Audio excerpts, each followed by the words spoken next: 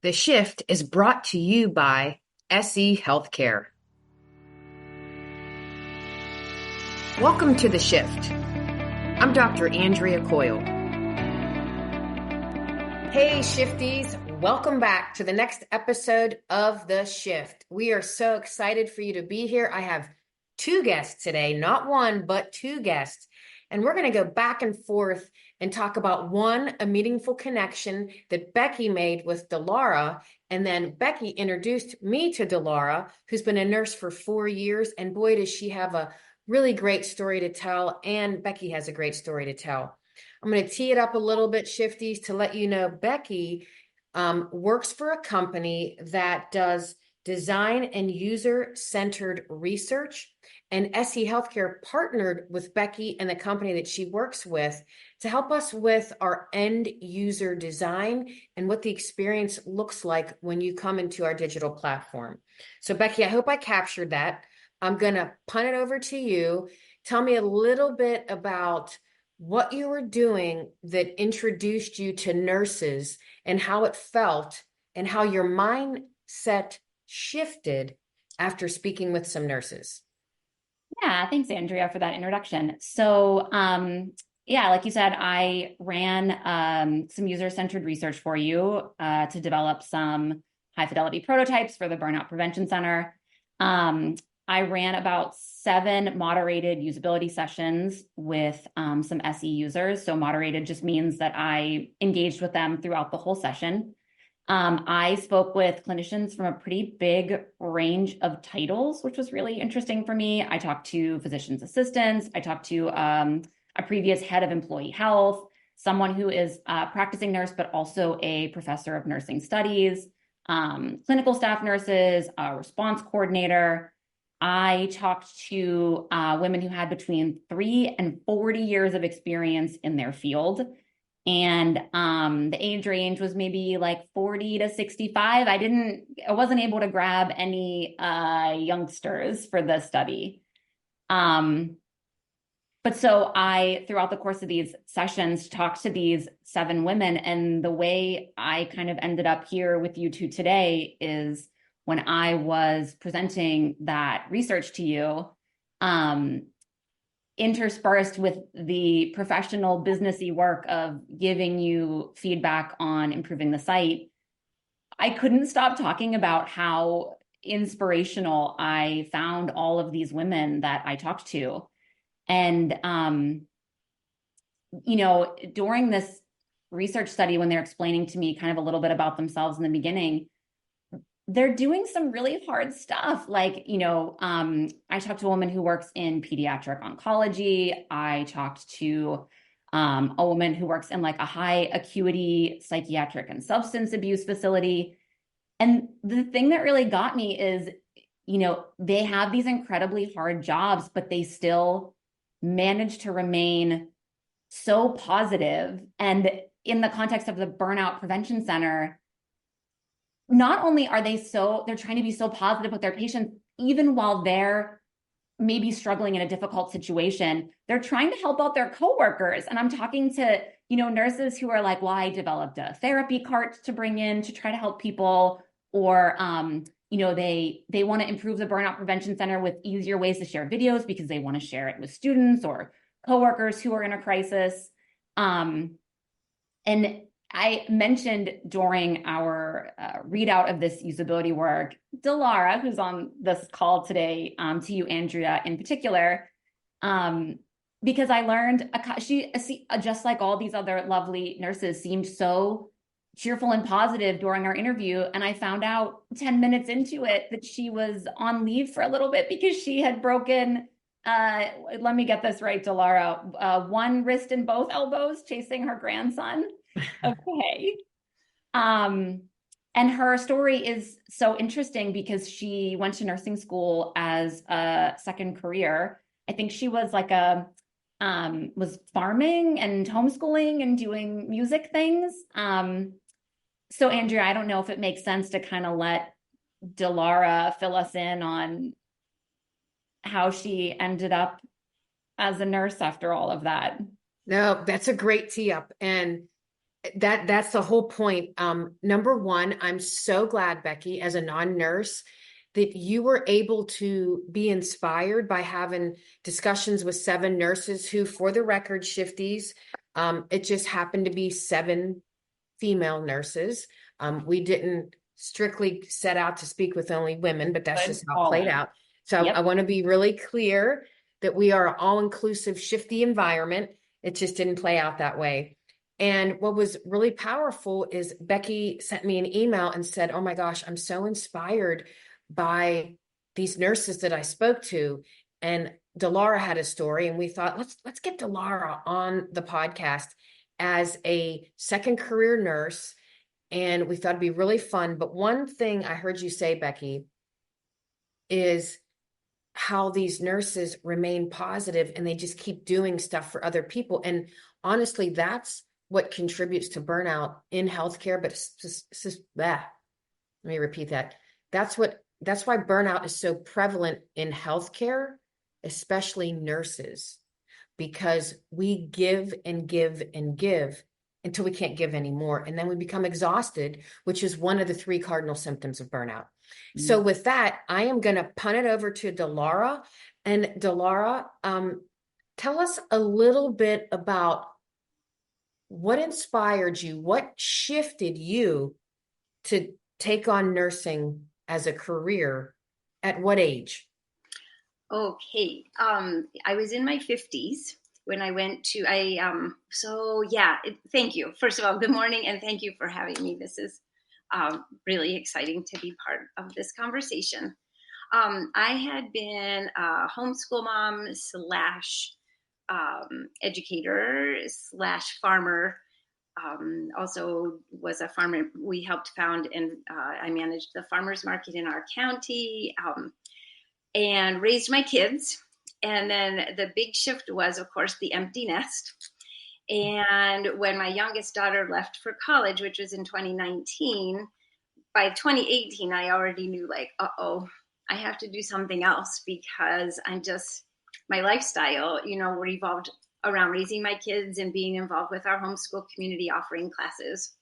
And I felt that I had more to give, that I wasn't ready to just kind of retire to our farm and live happily ever after with our goats and our chickens. And in my brain, it was like, well, farming is a lot like nursing, except only taking care of goats. I'll be taking care of people. And so it was a number of things that kind of led me to nursing, but a feeling like it was kind of a continuation of what I had been doing in terms of growing a community, supporting my community and growing it in different ways. And so that's what took me to nursing school, at least. That's awesome. And DeLaura, can you shout out to all the people at the hospital in which you work? Oh my gosh. Yeah. I am so in admiration of, there's a core of nurses. When I joined my team at my hospital, we were the main COVID unit of the hospital. And it's a big hospital, almost 1,000 beds. And our unit has 44 beds. And I missed the worst. I graduated and got my license in the summer of 2021. So I had missed the year of 2020 and half of 2021 when nobody was allowed to open their doors and people were using the same PPE and squirting down their gowns and hanging them up to use them again tomorrow. And I missed all of that, which I am grateful for. I think that would have been a little too overwhelming, maybe. It was still pretty overwhelming when I got started, but there is a team of nurses, and we've had a huge amount of turnover, probably like every hospital since 2021. But to the nurses who have stuck with that job, I admire them every day, and they're excellent at what they do. And I want to be like them. I remember telling one nurse when I first started, like, I want to be a good nurse. Like, I want to know, I can see you know so much more than I do. And I want that. I love it. So, which hospital? You work at Einstein, which was just recently bought by Jefferson in Philadelphia. Correct. So we're going to shout out to all the nurses. Is it Jefferson Hospital? Is that what you call it now? Or is it Jefferson Einstein?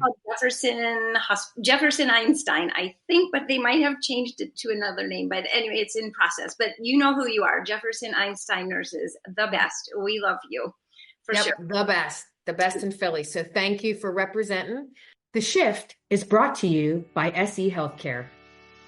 Do you know your current burnout level? Almost 70% of hospitals and healthcare systems can't answer this question. What we do know are the devastating results of burnout. Increase in turnover, increase in medication errors and missed care, a decrease in the patient experience, and a decrease in quality outcomes. SE Healthcare can help with our evidence-based approach. Leaders can enhance nurse satisfaction and nurse engagement, improve quality care outcomes, and reduce burnout by 52%. Are you ready to uncover burnout's impact on your team? Visit us at sehealthcaresolutions.com/talk. Tell us about a pivotal moment in the first year of your nursing career, because you did start your nursing career when the world was changed forever. What was that shift, that pivotal shift that you were like, man, I picked the right career? Wow. So I had an excellent preceptor. And she is a nurse. Shout out. What's her name, DeLaura? Her name is Tanya Conwell. Oh my gosh, I just love her so much. Tanya is not only a nurse, but she is a mom. She has 4 daughters, and they are now almost, the youngest one is not quite high school, I think, but through college. And for her own mental health, Tanya is a runner. She runs in like the Broad Street Run here in Philadelphia, and she ran the New York City Marathon and some other marathons. And so for a little while, during 2021 and into 2022, Tanya was running to work. She'd run in with her jogger clothes, change into her scrubs, and work her whole shift. And if it was still daylight, sometimes I think she ran home at the end of the day, but sometimes her family member picked her up. And I just, as a new nurse, you're trying to crawl across the finish line at the end of the day. Right. And the thought of adding to that, a 10-mile jog because I wanted to stay in shape, that was beyond my capabilities. But I just admire her so much for being such an amazing role model and a fabulous nurse. Well, let me tell you, Tanya, we have to make sure Tanya listens to the Shift podcast. And I will say, you're an ANA member, and that's how you found out about SE Healthcare's burnout prevention program. And one of the micro learnings talks about how important it is as a new nurse or a nurse shifting within the healthcare system or shifting into a new role to have a great preceptor. And it sounds like Tanya was exactly that. It's also really important to identify a mentor. And these things are strategies that mitigate burnout, and burnout's so prevalent in nursing. And that's what we're really here to do, is try and talk about it's okay sometimes not to be okay. And it's even better to recognize burnout in yourself so that you can find and adopt tools and strategies to ensure that you're not burned out, because we need to keep nurses in healthcare as long as we can. Nurses rule the world, I believe, and nurses make the impossible possible. I learned from DeLaura during our interviews. She told me a statistic that she said she learned in school, that 30% of all new nurses quit in their first 3 years. And that is such a staggering statistic. It is staggering. So let me ask DeLaura, do you feel like mediums like podcasts really focus or highlight what an incredible career nursing is, and how we really have such an impact across the globe on society? Have you recognized that? And do you think podcasts are a good medium? Yeah, so podcasts are fairly new to me. Until I went to nursing school and everything went online, I really didn't have a lot of computer skills, and I didn't use the computer that much. But besides the Shift, which I really appreciate, there are a couple other nursing podcasts that I love. And it's just good for me to hear other people's stories. It's just because they are truly everyday heroes, and you don't think about it. Even when you're in the hospital necessarily doing your job, you don't think like, wow, I just did something, or he just did something that really touched this person's life, and, and it will touch their life for the rest of their life.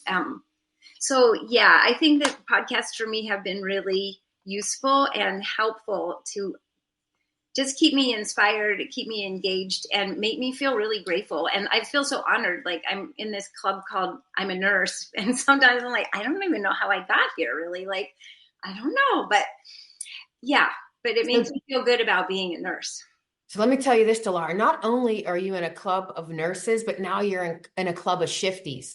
And the hope is that there are, in the next year, there's tens of thousands of shifties tuning in and getting inspired. And some of the intention behind the podcast is exactly what you said, DeLaura, to keep people involved, keep them interested, and keep them inspired. And so that's why we started the Shift podcast.